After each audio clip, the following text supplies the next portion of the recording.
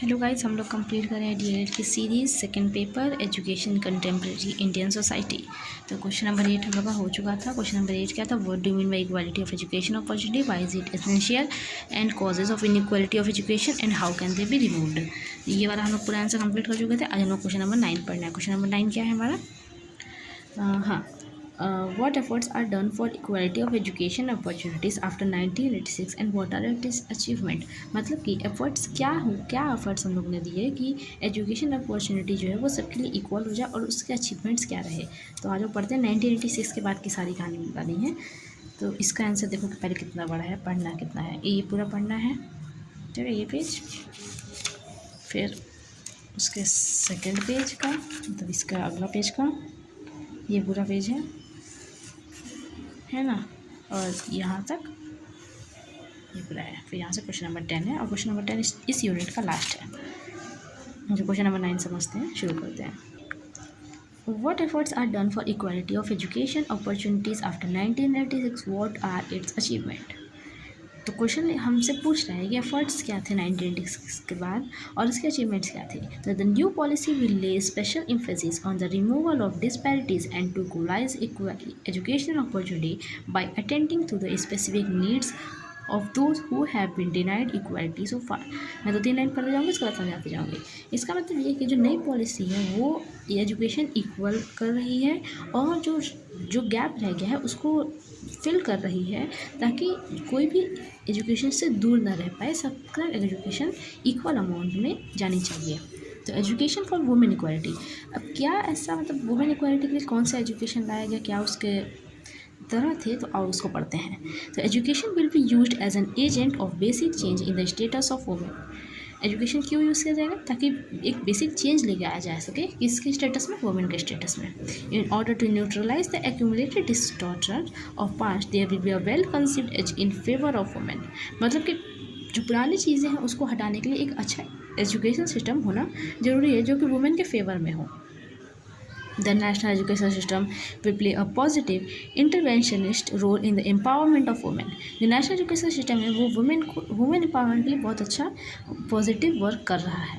It will foster the development of new values through redesigned curriculum, textbook, the training and orientation of teachers, decision makers and administration and the active involvement of educational institution। मतलब कि ये जो development होगा education के से वो एक नए वैल्यू की तरह, और उसको रीडिज़ाइन किया गया है उस तरह से कि उनकी ट्रेनिंग, डिसीजन मेकर्स, एडमिनिस्ट्रेशन, हर चीज़ में उनका एक्टिव इन्वॉल्वमेंट हो। कहाँ पे एक्टिव इन्वॉल्वमेंट हो? एजुकेशनल इंस्टीट्यूशन में एक्टिव इन्वॉल्वमेंट हो। This will be an act of faith and social engineering.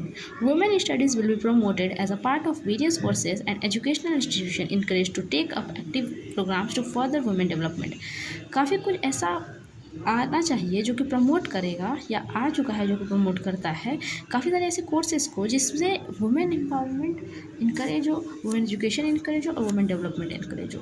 The removal of women's literacy and obstacles inhibiting their access to and retention in elementary education will receive overriding priority through provision of special support services, setting of time target and effective monitoring. मतलब कि जो the removal of women literacy, मतलब अगर women literacy को remove करेंगे और इससे क्या दिक्कत प्रॉब्लम आएगी कि उनको अपना राइट नहीं मिल पाएगा, उनका अपना टारगेट नहीं समझ में आएगा, वो अफेक्टिव तरह से वर्क नहीं कर पाएंगे। ये सारी प्रॉब्लम्स है। बट अगर वुमेन की लिटरेसी अच्छी रहेगी तो ये सारा काम कर सकते हैं।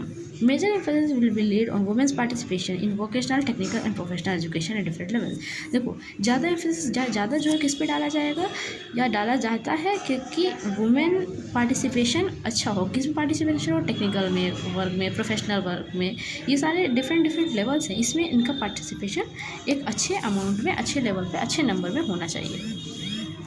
The policy of non-discrimination will be pursued vigorously to eliminate sex stereotyping in vocational and professional courses and to promote women's participation in non-traditional occupation। मतलब कि जो पॉलिसी है नॉन डिस्क्रिमिनेशन की, वो मतलब उसको वो एलिमिनेट करेगा। क्या एलिमिनेट करेगा? Sex stereotyping. मतलब कि एक बिलीफ जो कि जैसे मतलब होगा कि वुमेन पार्टिसिपेशन यहाँ पे नहीं होना चाहिए, वुमेन यहाँ नहीं आ सकती, वुमेन ये नहीं पढ़ सकती, वुमेन को वो नहीं करना चाहिए, वुमेन को ये नहीं करना चाहिए। ये सब चीज़ को छोड़ करके वुमेन को पार्टिसिपेट कराओ एक नॉन ट्रेडिशनल मतलब women participation in non traditional occupation, ठीक है। मतलब ऐसा चीज़ करो जो ऐसा नहीं जो पुरानी चीज़ों को तोड़ते हुए आए, पुरानी चीज़ों की बिलीफ ख़त्म करें और उनको उस काम में भी इंगेज किया जाए। ऐसा नहीं है कि वो वुमेन है तो ये काम नहीं कर सकती, नहीं, they can also work. The education of A schedule caste, तो वुमेन के बारे में पढ़ चुके हैं, वुमेन के लिए क्या क्या काम हुआ, अब शेड्यूल कास्ट के बारे में पढ़ेंगे। शेड्यूल कास्ट के बारे में देखते हैं क्या क्या है। द सेंट्रल फोकस ऑन एससीज education development is their equalisation with non SC population at all stages and level of education in all areas in all 4 dimension, rural male, rural female, urban female. मतलब कि जो central focus है SC education के लिए, मतलब schedule caste के education के लिए, उसको उसके लिए वो किसके इक्वल में आना चाहिए, नॉन एससी पॉपुलेशन के लिए। फिर एससी कैंडिडेट में चाहे कोई भी हो सकता है, रूरल मेल हो सकती है, मतलब गांव के मेल, गांव की फीमेल, शहर के मेल, शहर के फीमेल, इस सब के लिए इक्वल होना चाहिए एजुकेशन। तो देखो कुछ ऐसे मेजर्स हैं जो कि इस पर्पज़ के लिए इंक्लूड किए हैं। देखो पहला मेजर क्या होता है, incentive to indigent families to send their children to school regularly till they reach the age of 14 की एज तक के लिए सारे बच्चों के लिए एजुकेशन होना चाहिए। प्री मैट्रिक स्कॉलरशिप होनी चाहिए। Scheme for children of families engage in occupation such as scavenging, playing, tanning to be made applicable for class 1 onwards.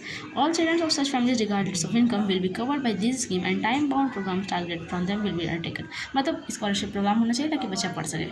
Constant micro planning and verification to ensure that the enrollment, retention and successful completion of course by SC students do not fall at any stage, and provision of remedial course to improve their prospects for further education and employment. मतलब कि एक plan करना चाहिए कि कैसे कैसे ऐसे student को एनरोल करा जाएगा और कैसे कैसे उनका कंप्लीशन होगा उस कोर्स का। ये ऐसा नहीं कि ऐसे स्टूडेंट आए और फिर छोड़ दें, मतलब कोर्स बीच में छोड़ दें, नहीं, ऐसा नहीं होना चाहिए।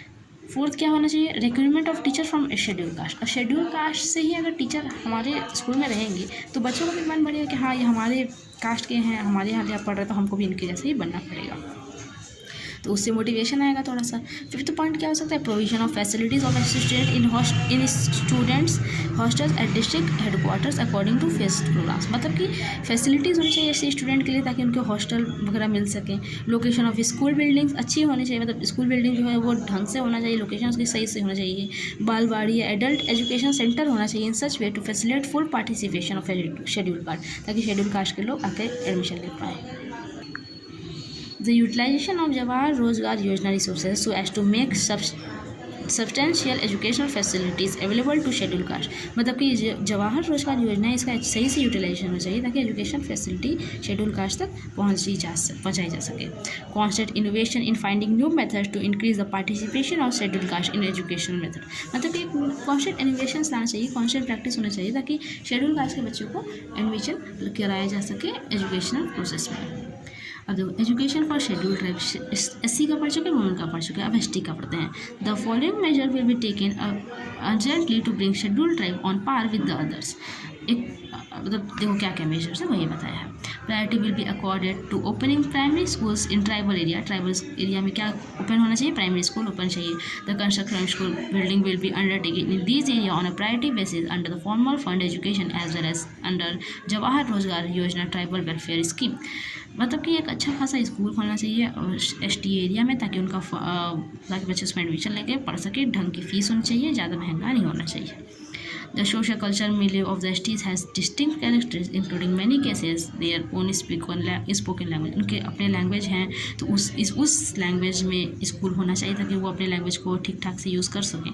This underlines the need of developing the curricula and devising instructional material in tribal language at the initial stage। मतलब इनिशियल स्टेज में तो उनकी लैंग्वेज होनी ही चाहिए ताकि वो कंफर्टेबल हो पाए।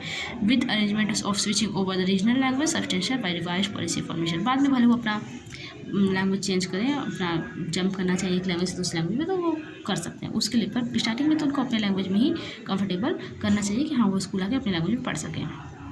Education and promising schedule tribe youth will be encourage and trained up to teaching in tribal areas. Even ST के जो यूथ हैं उनको ट्रेन करना चाहिए ताकि वो पढ़ा सकें ट्राइबल एरियाज़ में। रेजिडेंशियल स्कूल इंक्लूडिंग आश्रम school will be establish in a large scale. एक अच्छे खासे स्केल पे बड़े अमाउंट में काफ़ी ज़्यादा आश्रम स्कूल खोलने चाहिए, रेसिडेंशियल स्कूल खोलना चाहिए एसटी स्टूडेंट्स के लिए। Incentive skill will formulate to ST keeping in views their special needs and life style. Scholarship for higher education will emphasis technical, professional and para-professional courses. Special remedial courses under program to remove psychosocial improvements will be provided to improve their. कुल मिलाकर बस यही कि एक अच्छा खासा scholarship आना चाहिए हायर एजुकेशन में, चाहे वो प्रोफेशनल कोर्स हो चाहे पैरा प्रोफेशनल कोर्स हो, उनको एडमिट करना चाहिए। एक अच्छी स्कीम्स लेके आनी चाहिए। Anganwadi non formal adult education system will be open. Anganwadi non formal adult education centre भी ओपन होने चाहिए एसटीज़ के लिए। The curriculum of at all stages education will design to create awareness at rich cultural identity of tribal people also their enormous creative talent. एक ठीक ठाक curriculum एक हर stage के लिए डिज़ाइन करना चाहिए, अवेयरनेस क्रिएट करनी चाहिए और उनको भी एक अच्छी आइडेंटिटी देनी चाहिए ताकि उनका भी एक टैलेंट बाहर आ सके, शो हो सके। फिर देखो other educationally backward section and area, इनके लिए क्या काम किया गया।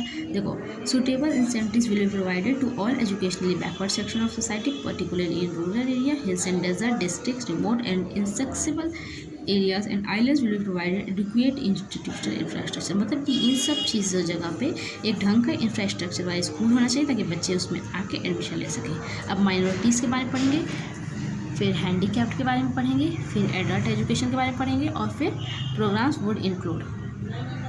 ठीक है, अब देखो माइनॉरिटीज़ के बारे में क्या है। Some minority groups are educationally deprived और backward, greater attention will be paid to education of these group in the interest of equality and social justice.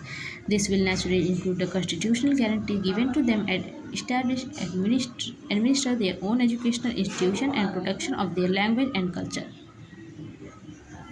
Simultaneously, objectivity of will be reflected in the preparation of textbook and in all school activities, and all possible measures will be taken to promote and integrate based on applicable of common national goals and ideals in conformity with the core curriculum.